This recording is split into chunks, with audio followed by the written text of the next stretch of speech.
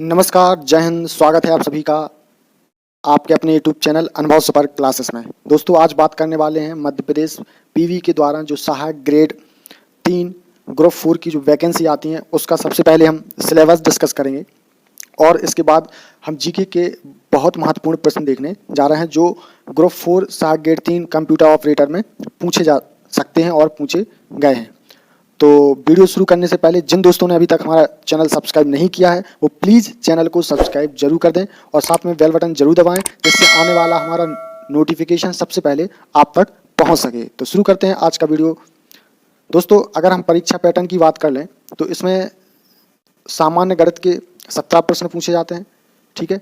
Reasoning के 17, सामान्य अंग्रेजी के 17 और सामान्य हिंदी, सामान्य ज्ञान और सामान्य कंप्यूटर के प्रश्न पूछे जाते हैं। तो ऐसे टोटल 100 मार्क्स का एग्जाम होता है और एक प्रश्न 1 अंक का होता है, कोई भी निगेटिव मार्किंग नहीं होती है और 2 घंटे का समय दिया जाता है।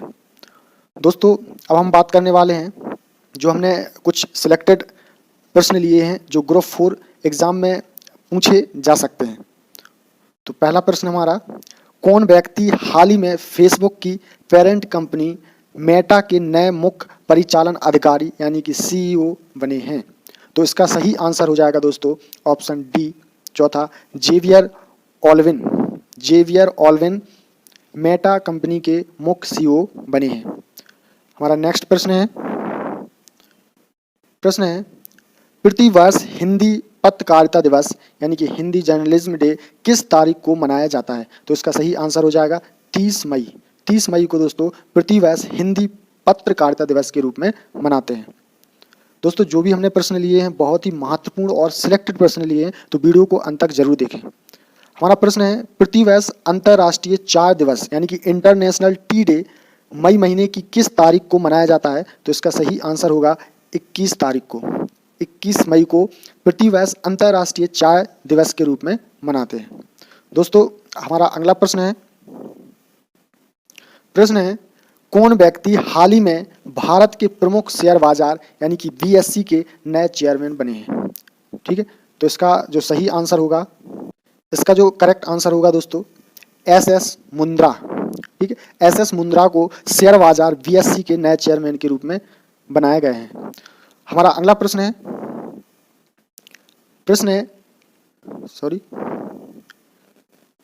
जंतु विज्ञान की वह शाखा जिसके अंतर्गत आनुवांशिक लक्षणों तथा उसकी वंशागति का अध्ययन किया जाता है कहलाती हैं? तो इसका जो करेक्ट आंसर हो जाएगा दोस्तों, इसका सही आंसर हो जाएगा जेनेटिक्स। क्या बोला जाता है? जंतु विज्ञान की वह शाखा जिसके अंतर्गत आनुवंशिक लक्षणों तथा उसकी वंशागति का अध्ययन किया जाता है उसको जेनेटिक्स कहा जाता है। दोस्तों, वीडियो को लाइक जरूर करें, दोस्तों में शेयर करें, ठीक है। हमारा अगला प्रश्न है सैलाना वन्य जीव अभ्यारण्य मध्य प्रदेश के किस जिले में है? ठीक है, आपको बताना है कि सैलाना वन्य जीव अभ्यारण्य मध्य प्रदेश के किस जिले में है। तो इसका सही आंसर होगा, तो दोस्तों रतलाम जिले में सैलाना वन्य जीव अभ्यारण्य स्थित है। हमारा अगला प्रश्न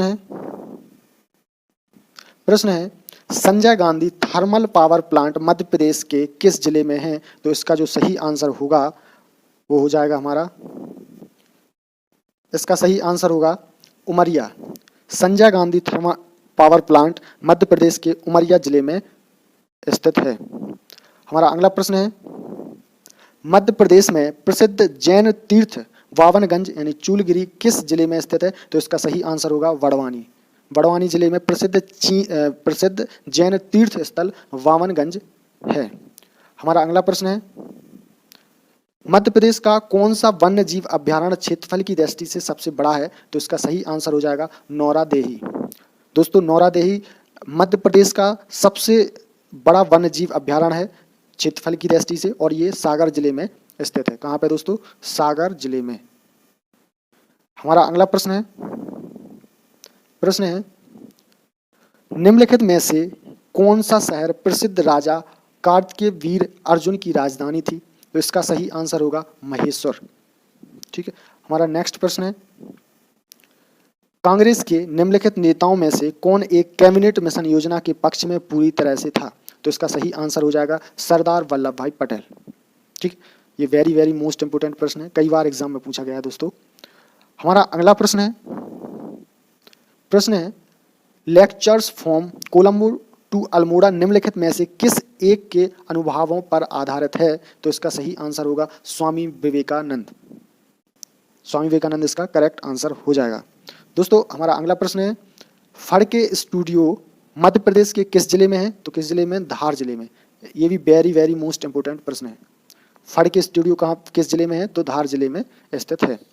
हमारा अगला प्रश्न है guilty man of Indian partition पुस्तक किसने लिखी? तो ये लिखी थी डॉक्टर राम मनोहर लोहिया। डॉक्टर राम मनोहर लोहिया के द्वारा guilty man of Indian partition पुस्तक लिखी गई है। तो डॉक्टर राम मनोहर लोहिया क्या हो जाएगा? Correct answer. हमारा अगला प्रश्न है भारतीय संविधान का निम्न में से कौन सा तत्व संघीय शासन की व्यवस्था नहीं है? ठीक है, तो इसमें से एकल नागरिकता तत्व संघीय शासन व्यवस्था विशेषता नहीं है। ठीक है, बाकी लिखित संविधान, मौलिक अधिकार, शक्तियों का विभाजन, ये भारतीय संविधान संघीय शासन की विशेषता है। दोस्तों अगला प्रश्न हमारा किस एक्ट के द्वारा भारत के गवर्नर जनरल को अध्यादेश जारी करने की शक्ति प्रदान की गई?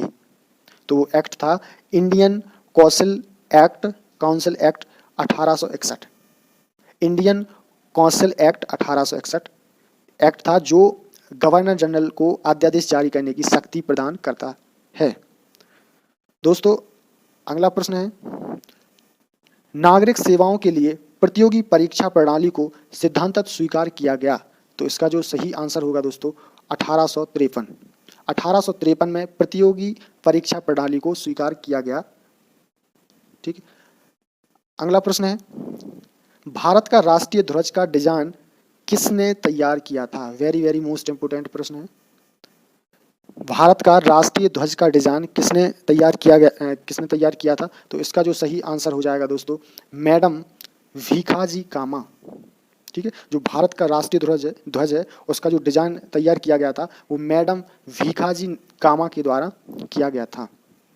हमारा अगला प्रश्न है भारत विभाजन के संदर्भ में 1947 में नियुक्त सीमा आयोग के अध्यक्ष किसने की थी? तो इसका सही आंसर होगा रेडक्लिफ। रेडक्लिफ के द्वारा भारत विभाजन के संदर्भ में 1947 में नियुक्ति सीमा आयोग की अध्यक्षता की थी। हमारा अगला प्रश्न है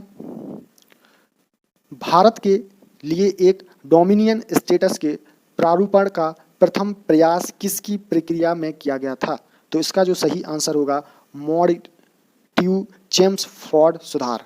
ठीक, याद रखेंगे मॉन्टेग्यू-चेम्सफोर्ड सुधार के द्वारा किया गया था। अगला प्रश्न है भारतीय स्वतंत्रता संघर्ष के दौरान निम्नलिखित में से किसने फ्री इंडियन लीजन नामक सेना बनाई? तो ये किसके द्वारा बनाई गई थी दोस्तों? सुभाष चंद्र बोस। सुभाष चंद्र बोस के द्वारा फ्री इंडियन लीजन नामक सेना बनाई गई थी। तो याद रखेंगे। हमारा अगला प्रश्न है वर्ष 1939 में कांग्रेस को छोड़ने के पश्चात सुभाष चंद्र बोस ने किस दल की स्थापना की? तो इसका जो सही आंसर होगा दोस्तों फॉरवर्ड ब्लॉक। फॉरवर्ड ब्लॉक की स्थापना सुभाष चंद्र बोस ने की थी। दोस्तों हमारा अगला प्रश्न है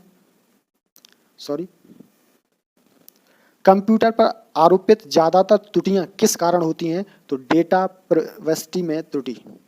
डेटा प्रविष्टि में त्रुटि के कारण ज्यादातर कंप्यूटर आरोपित त्रुटियां होती हैं। हमारा अगला प्रश्न है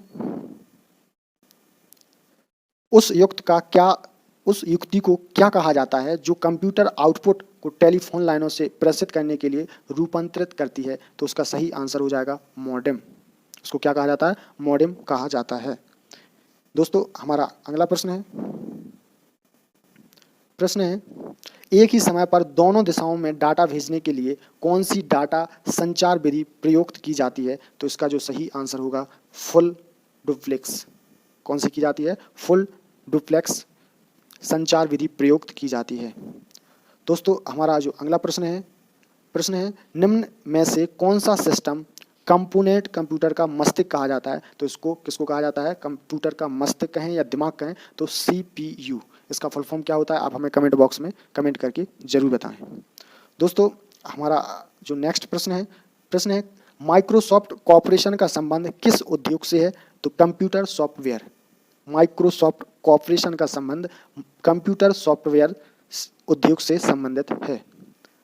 अगला प्रश्न है, एक छोटे सिलिकॉन चिप पर ट्रांजिस्टर और अन्य इलेक्ट्रॉनिक उपकरणों के साथ पूर्ण इलेक्ट्रॉनिक सर्किट को क्या कहा जाता है? तो इसका जो सही आंसर होगा दोस्तों वो होगा इंटीग्रेटेड सर्किट।